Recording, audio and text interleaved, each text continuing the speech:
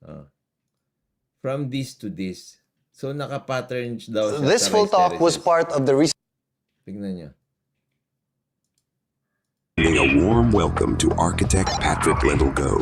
Architect design-centric. So ako, I'm an engineer but I'm a frustrated Blended nature. nature.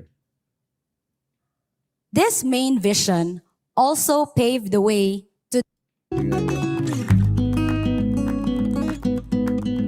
Tandaan nyo mga kabatas natin ha, kung pinattern ito sa rice terraces, sabi nila, ang rice terraces mga kabatas natin, kaya ganun yung architecture nun because it is actually for slope protection.